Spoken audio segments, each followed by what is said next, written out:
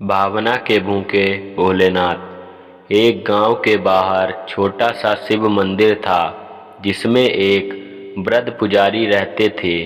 एक दिन एक गरीब माँ अपने नन्हे से बालक को मंदिर के द्वार पर छोड़कर चली गई। बहुत खोजने पर भी पुजारी जी को बालक के परिवार का कुछ भी पता न चला। जब गांव का भी कोई व्यक्ति उस बालक का लालन पालन करने को तैयार न हुआ, तो पुजारी जी ने भगवान शिव की इच्छा समझकर उसे अपने पास रख लिया और उसका नाम भोला रख दिया। गांव के श्रद्धालु भक्तों से जो कुछ प्राप्त होता, उसी से भगवान शिव का, पुजारी जी का और बालक भोला का किसी तरह गुजारा चलता। यदि किसी दिन कम भी पड़ता तो पुजारी जी बालक और भगवान को भोग लगाकर स्वयं गंगा जल पीकर रह जाते।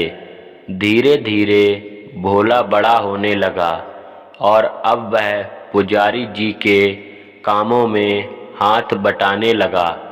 वृद्ध पुजारी जी के थके हारे हाथों को कुछ आराम मिलने लगा, इसलिए उन्होंने भोला को मंदिर की सफाई, भगवान शिव की पूजा, उनको भोग लगाने और उनकी आरती करने की विधि अच्छी प्रकार समझा दी।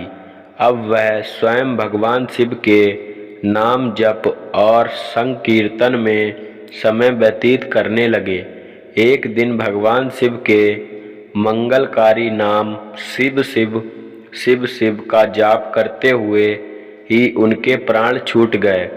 अब बालक भोला का इस संसार में भगवान शिव के सिवा और कोई सहारा न रहा। उसने पुजारी जी की ये 3 बातें कभी नहीं भूली।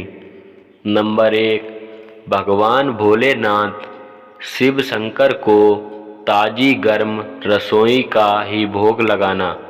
नंबर 2, भगवान को भोग लगाए बिना स्वयं कुछ भी नहीं खाना। नंबर 3, भगवान शिव पर विश्वास रखकर कभी भी किसी भी वस्तु का संग्रह न करना, बासी भोजन का भी नहीं। यदि कोई भक्त पहले से बना भोजन या मिठाई मंदिर में दे जाता, तो बालक भोला उसे गरीबों में बांट देता। वह ताजी रसोई बनाकर ही भगवान को भोग लगाता, उसके बाद ही स्वयं प्रसाद ग्रहण करता और यदि बचता तो उसे बांट देता। यदि रसोई बनाने को सामग्री न होती तो भोले बाबा और भोला भगत दोनों गंगा जल पीकर ही रह जाते। एक बार बरसात का मौसम आया और 3-4 दिन तक मूसलाधार वर्षा होने से मंदिर में एक भी भक्त नहीं झांका। भोला अपने भोले बाबा को गंगा जल का ही भोग लगाता और उसे ही पीकर रह जाता। भोले बाबा बालक की भक्ति और सहन शक्ति की परीक्षा लेते रहे, किंतु आखिर में अपने भक्त बालक को भूख से तड़पते देख उनसे रहा न गया। वह सेठ के नौकर का रूप धरकर हाथ में भोजन सामग्री की पोटली लेकर वर्षा में भीगते हुए मंदिर के द्वार पर जा पहुँचे। उन्होंने आवाज़ लगाकर भोला को बुलाया और उसके हाथ में पोटली देते हुए बोले, सेठ जी ने यह कच्चा राशन भेजा है, इससे रसोई बनाओ, भोग लगाओ और स्वयं भी प्रसाद पाओ। मैं कल फिर आऊँगा। भोला भगत ने आशीर्वाद देकर उसे विदा किया और सूखी गीली लकड़ियों के धुएं में गर्म रसोई बनाकर भोले बाबा को भोग लगाया। पूरे बरसात के मौसम में भोले बाबा नौकर के भेष में भोला भगत को सीधा देने आते रहे और स्वयं भी गर्मा गर्म रसोई का भोग पाते रहे। एक दिन भोला भगत ने सोचा कि सेठ जी को कच्चा राशन भेजते हुए 4 महीने हो चले हैं, किंतु वह स्वयं कभी मंदिर में भोले बाबा का प्रसाद ग्रहण करने नहीं आए। अगले दिन जब भोले बाबा नौकर के भेष में सीधे की पोटली देने आए तो भोला भगत उनसे बोला, भाई, तुम्हारे इतने धर्मात्मा सेठ जी कभी स्वयं मंदिर में प्रसाद लेने नहीं आए। इस कारण मेरा हृदय अत्यंत दुखी हो रहा है। अपने सेठ जी से कहना कि कल वह भी मंदिर में अपना प्रसाद ग्रहण अवश्य करने पधारें। सुनकर नौकर बने भोले बाबा चौंक कर घबरा उठे और बोले, पुजारी जी, सेठ जी मेरे द्वारा आपको कच्चा राशन भेजते हैं। आप इससे भगवान को भी भोग लगा लेते हैं और स्वयं भी प्रसाद पाते हैं। फिर सेठ जी को बीच में बुलाने की क्या ज़रूरत है? जैसा चल रहा है वैसे ही चलने दीजिए ना। भोला बोला, ऐसे कैसे चलने दूं? आपके धर्मात्मा सेठ जी इतने दिनों से कच्चा राशन भेज रहे हैं, क्या मैं उन्हें भगवान का प्रसाद देने का अपना कर्तव्य भी पूरा ना करूं? मैं किसी का उधार खाने वाला नहीं हूं। अपने सेठ जी से कह देना कि यदि कल भोले बाबा का प्रसाद ग्रहण करने ना पधारे तो मैं उनका कच्चा राशन लेना बंद कर दूंगा। नौकर बने भोले बाबा तो अपने भोले भगत की अकड़ देखकर कांप उठे और यह सोचकर मन ही मन हंसे कि वाह, आज तो लेने वाला ही देने वाले पर धौंस दिखा रहा है। लेकिन सरल हृदय भक्त के मनोभाव पर रीझ कर वह बोले, ठीक है पुजारी जी, कल सेठ जी मंदिर में जरूर प्रसाद ग्रहण करने पधारेंगे। दूसरे दिन बड़े सवेरे ही भोले बाबा नौकर के भेष में दूध और बहुत सारी भोजन सामग्री लेकर मंदिर पहुंच गए। भोला चौंकते हुए बोला, भाई, आज इतना सारा सीधा किस लिए ले आए? नौकर बने भोले बाबा बोले, पुजारी जी, भूल गए क्या? आज आपने सेठ जी को प्रसाद के लिए बुलाया है, इसलिए आप छक कर रसोई बनाइए और भोले बाबा को भोग लगाइए। हाँ, यह तो बता दीजिए कि सेठ जी किस समय पधारें? भोले ने प्रसन्न होकर उन्हें सेठ जी के आने का समय बता दिया। अब भोला भगत की इच्छा को पूर्ण करने के लिए भोले बाबा कैलाश पर सेठ का रूप धारण करने लगे। इधर अपने स्वामी को एक प्यारे भक्त के यहाँ जाने का समाचार सुनकर ममतामयी अन्नपूर्णा माँ पार्वती भी भला कैसे पीछे रहती। वह भी पति की आज्ञा लेकर सेठानी का रूप धारण करने में जुट गईं।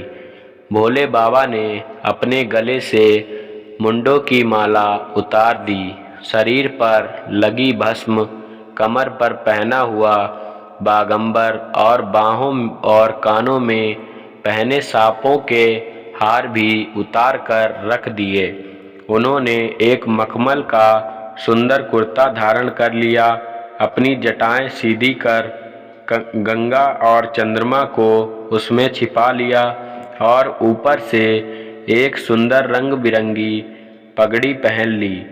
सदैव नंगे पैर विचरण करने वाले शिव जी ने आज अपने पैरों में रेशमी जूतियां धारण कर लीं। हाथ का त्रिशूल और डमरू भोले बाबा ने नंदी के हाथ में थमा दिया और अपने हाथ में एक सुंदर छड़ी लेकर पार्वती जी के तैयार होने की प्रतीक्षा करते हुए कैलाश पर चहलकदमी करने लगे। इधर पार्वती जी घंटों से तैयार होने में जुटी हुई थीं। उन्होंने आज अपने पतिदेव के नगर में बनी सुंदर बनारसी साड़ी निकाल कर पहनी, जिसका रंग सेठ बने शिव जी के कुर्ते से मैच कर रहा था। उन्होंने सोने चांदी हीरे के जगमगाते हुए आभूषण धारण कर लिए, बगल में सुंदर सा पर्स ले लिया और भोले बाबा के बार बार आवाज़ लगाने के बाद श्रृंगार कक्ष से बाहर निकलकर आईं। जब पार्वती और शिव जी ने एक दूसरे को सेठ सेठानी के वेश में देखा तो वह चकित होकर एक दूसरे को निहारते ही रह गए। दोनों एक दूसरे को देख देख कर निहाल हुए जा रहे थे। इससे पहले उन्होंने कभी एक दूसरे का ऐसा सुंदर रूप नहीं देखा था।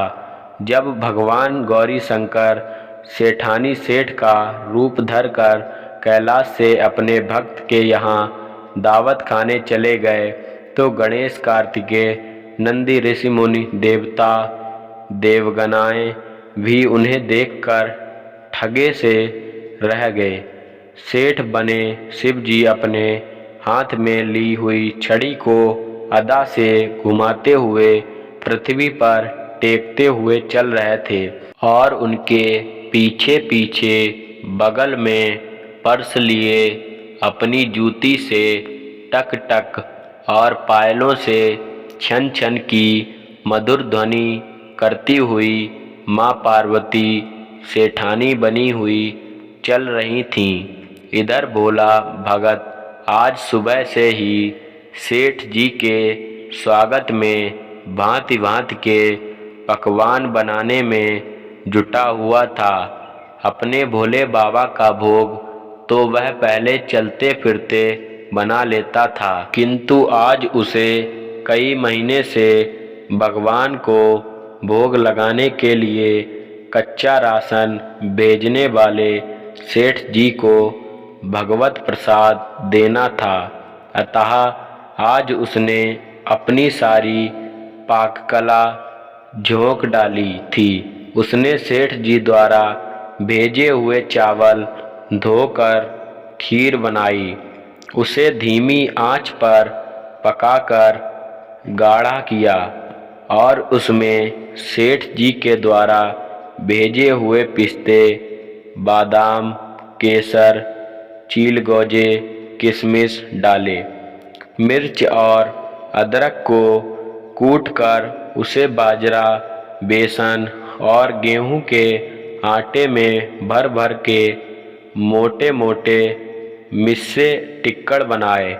रसोई बनाकर भोला भगत पुनः स्नान करने चला गया ताकि स्वच्छ वस्त्र पहनकर भोले बाबा को भोग लगा सके और सेठ जी को उनका प्रसाद दे सके। जब भोला भगत स्नान करके लौटा तो देखा सेठ जी प्रसाद ग्रहण करने के लिए स्वयं तो आए ही हैं, संग में अपनी सेठानी जी को भी ले आए हैं। भोला ने झट दोनों से राम राम की, उन्हें आसन देकर बैठाया और बोला, मैं अभी भगवान को भोग लगाकर आता हूँ, फिर आपको प्रसाद परोसूंगा।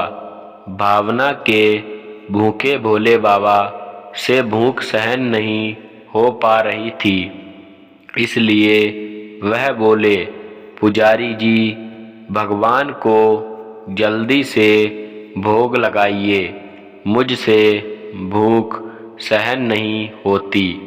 भोला भगत बोला, सेठ जी, भूख तो मुझे भी बड़े जोर से लग रही है, किंतु मैं अपनी भूख के कारण भगवान को भोग लगाना नहीं भूलता।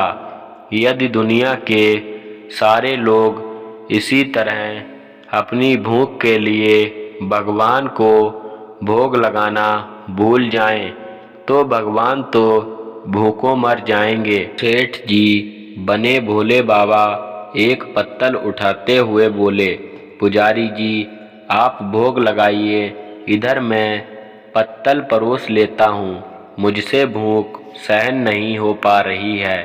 भोला भगत सेठ जी बने भोले बाबा को डांटते हुए बोला, सेठ जी, भगवान के काम में ना तो जल्दबाजी चलती है और ना कंजूसी।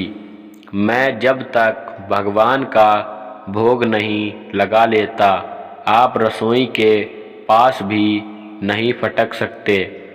चुपचाप इधर बैठ जाइए और ओम नमः शिवाय जाप करते रहिए। मैं अभी आता हूँ और आपको पेट भर भोजन कराता हूँ।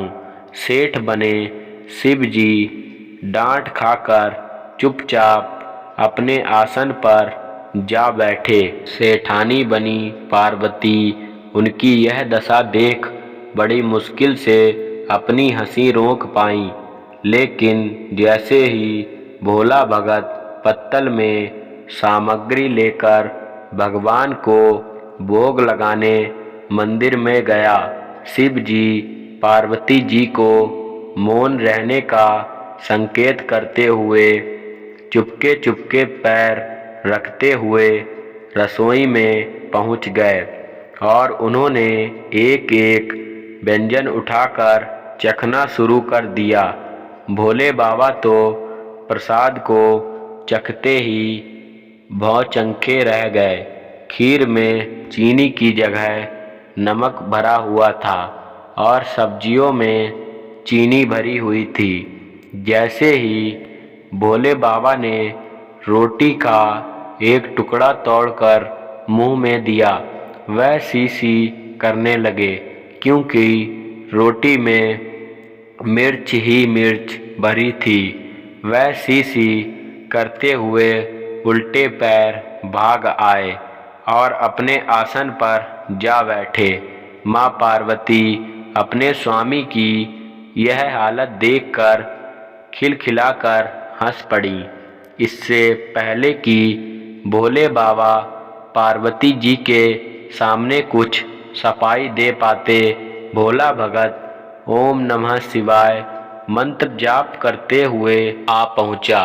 उसने भोग को रसोई में मिलाकर उसे पवित्र बना डाला और फिर सेठ जी के सामने पत्तल परोसकर हाथ जोड़कर बोला, सेठ जी, अब आप जी भर कर प्रसाद पाइए। भोले बाबा तो अभी अभी भक्त की भक्ति से भी जोरदार उसके हाथ की बनी हुई रसोई चख चुके थे, अतः उसे ग्रहण करने की बात सुनकर उनके पसीने छूटने लगे। कभी वह भोला का तो कभी पार्वती का मुख देखने लगते।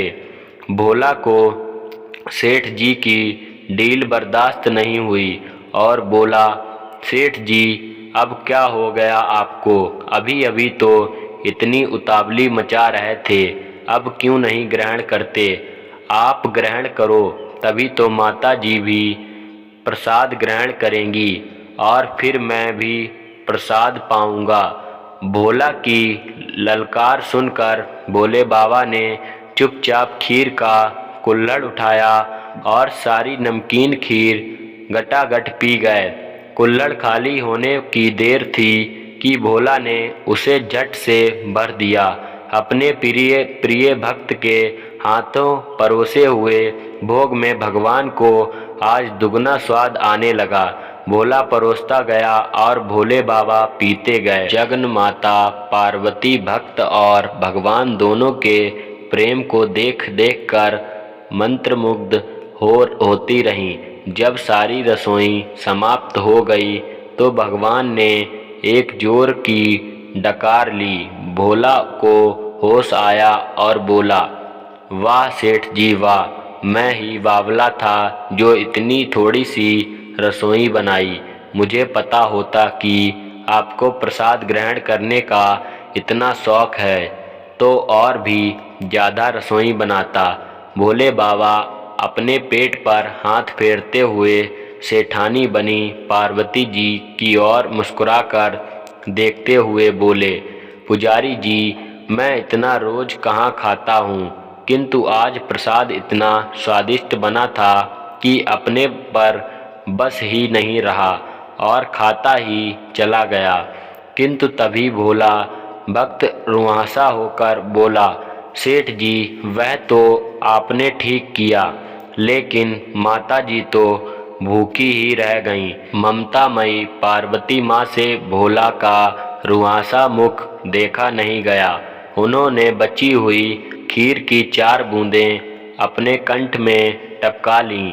भोले बाबा द्वारा भोग लगाने से प्रसाद में अद्भुत अलौकिक स्वाद भर गया था। ऐसी सुगंधित और मीठी खीर चख कर जगजननी आखंड तृप्त हो गईं और उनके तृप्त होते ही सृष्टि का प्रत्येक प्राणी तृप्त हो गया। भोला भगत बोला, सेठ जी, आपने और माता जी ने प्रसाद ग्रहण कर लिया, इससे मुझे अत्यंत संतोष हुआ है। समझ लीजिए कि आप दोनों द्वारा प्रसाद ग्रहण करने से मेरा भी पेट भर गया। मेरी तो वैसे भी महीने में 4-4 एकादशी हो जाती हैं, किंतु मैं भी एक दाना ले ही लेता हूँ, जिससे कि भोले बाबा के प्रसाद का अनादर ना हो। यह कहकर जैसे ही भोला ने खीर के पात्र में लगा चावल का एक दाना उठाकर अपने कंठ में डाला, उसकी जन्म जन्मांतर की भूख प्यास मिट गई और समस्त वासनाओं और इच्छाओं की तृप्ति हो गई। उसके ज्ञान के नेत्र खुल गए और उसने देखा कि उसके सम्मुख त्रिलोकीनाथ भगवान शंकर और जगजननी माँ पार्वती आशीर्वाद की मुद्रा में मुस्कुराते हुए खड़े हैं। भोला दौड़कर उनके चरणों में लौट गया और उन्हीं में समा गया। हर हर महादेव।